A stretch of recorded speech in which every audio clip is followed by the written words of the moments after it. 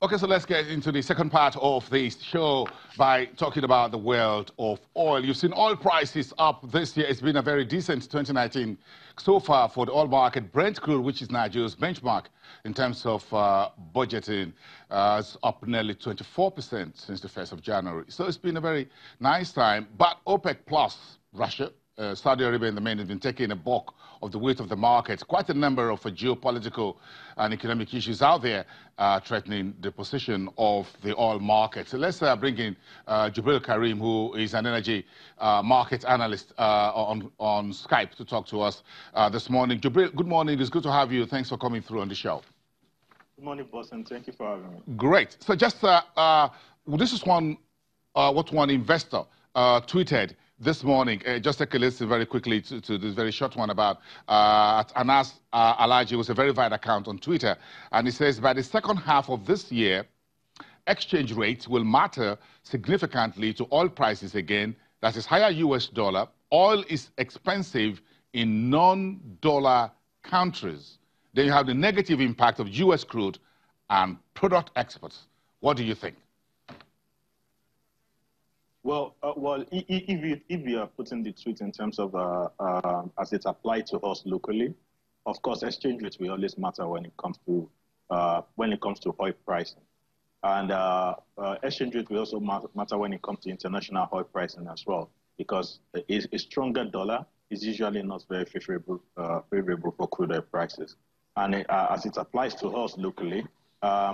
When exchange rates actually fluctuate and move in the opposite direction, it depends on the direction of the movement. Then it have some influences on either higher government revenue in terms of government generated revenue from crude oil, or in terms of its impact on local consumption of petroleum products. So it could be either way.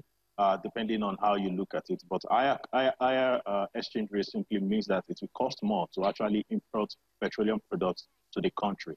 And that's significant because currently now, we are in a situation where the pump pricing of petroleum products in Nigeria is pegged.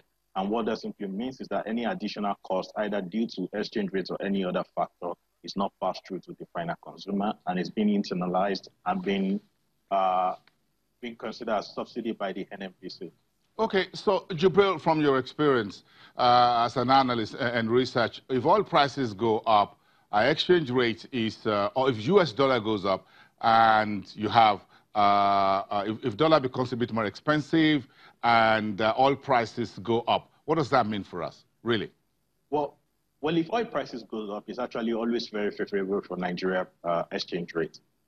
Because higher price of products means that we have more reserve in terms of foreign exchange reserve to actually maintain our pegged exchange, our partially floating or pegged exchange rate as we currently have it. So higher crude oil price is actually very favorable for us. But if that higher crude oil price is sustainable as we currently have it, it's something that is up for debate. If we look at the trend recently, you'll notice that there has been a significant cutback in terms of production from Saudi Arabia, and that's what has been pushing crude oil prices up in recent times. And what we've had is a situation that for the OPEC members and other 10 nations that agreed to a production cut to curb the excessive decline in crude oil prices, only a few has been adhering to that cut. Saudi Arabia has been leading the way in terms of reducing production to maintain prices at a very high level. Other countries are not doing the same, including Nigeria, are not adhering to that cut. So it will get to some level where Saudi Arabia will have to either call everybody to order in terms of adhering to the cut, or they themselves just get back to the market and pump more crude into the market. So prices have been artificially kept at this high level, and I don't think it will be sustainable in the long run. So we all have to hope that Saudi Arabia keeps bearing the burden of the rest of us. Again, why is that? Why do you think Saudi Arabia is taking this burden, the rest of OPEC Plus, looking at the United States at the other far end, at the other end of the globe? Well, I think the most important aspect of it is that Saudi is actually the biggest producer among OPEC members.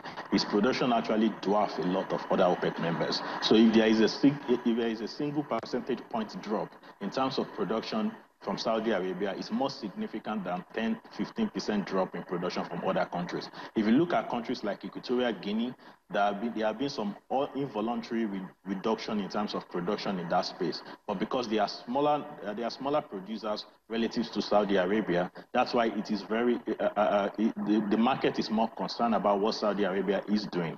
In terms of incentive for Saudi Arabia, obviously it's more about the pricing, and in terms of revenue being generated locally. When you pump more oil to the market and prices really go down significantly, regardless of the amount of barrels you push into the market, the chances are you are going to be generating lower revenue than when you just marginally reduce your production and get higher prices. Okay, so let's look at about the oil market investment. It looks like a lot of folks are moving around. If we talk about Africa, SSA to be more precise, folks are working on the East Coast with Kenya, with Tulu Oil, and of course, they're trying to get more oil and build a refinery of their own. But again, if you look at South Africa, within the last week or so, we've seen Total, the French oil giant, making a major discovery deep offshore South Africa there, and that could bring about 1 trillion rand into South African economy. Next door to us in Ghana, those folks a few days ago spoke about ramping up their production to 500,000 barrels per day by the year 2025. Most likely by that year, they will be beating Nigeria in terms of per capita, in terms of oil output. Where does that put Nigeria here? Well, I think one thing we have to come to terms with is that the exclusivity of the Nigerian and Angola output being the major determinant of the sub-Saharan African crude oil output is about to change significantly. Because if you put that in perspective, 500 million barrels of output for Ghana by 2025, which simply means they will have almost double per capita crude oil production as Nigeria.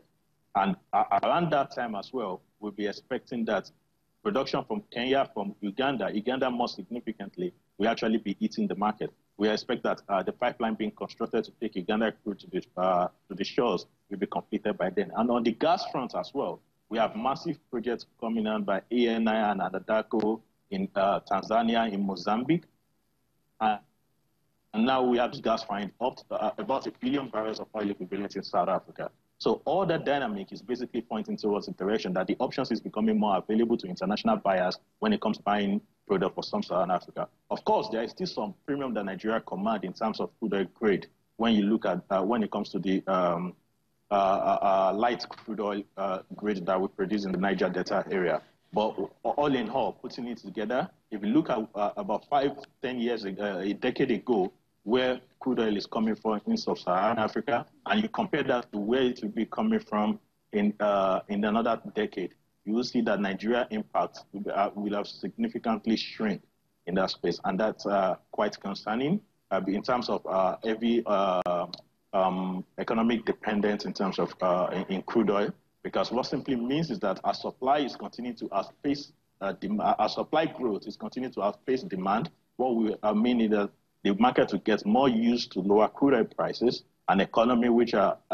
excessively commodity dependent will be affected significantly. And Nigeria seems to be one of that. Okay, so you think we should, from a policy point of view, how quickly do you think we should hit the ground running when we looked at Kenya, Ghana, Tanzania, Mozambique, South Africa, and even Ivory Coast, which majors in cocoa, but now dipping his fingers into the oil market, trying to get some necessary find. Do you think what we're trying to do under the current administration, trying to find oil, doing some extraction findings, whatever it is, exploration within the Plateau Trial and all of that, do you think all that can help Nigeria move? Do you think that's significant enough to help us meet the threats that are coming and flying into us and trying to choke our leadership position in Africa or in SSA as an leading oil producer?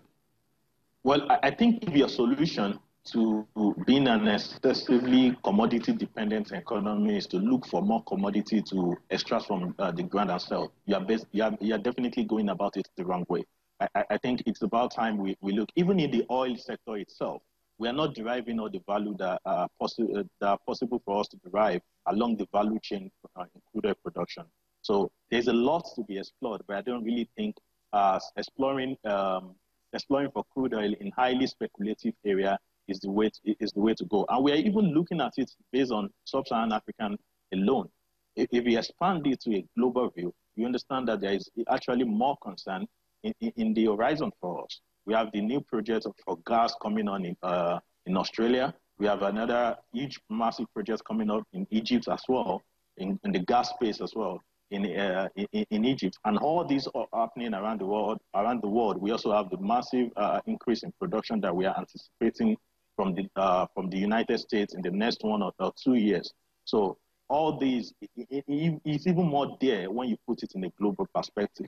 But I don't really think the way out is to look for more crude or find more solid minerals. I mean, it's just basically doing the same thing and expecting these different results.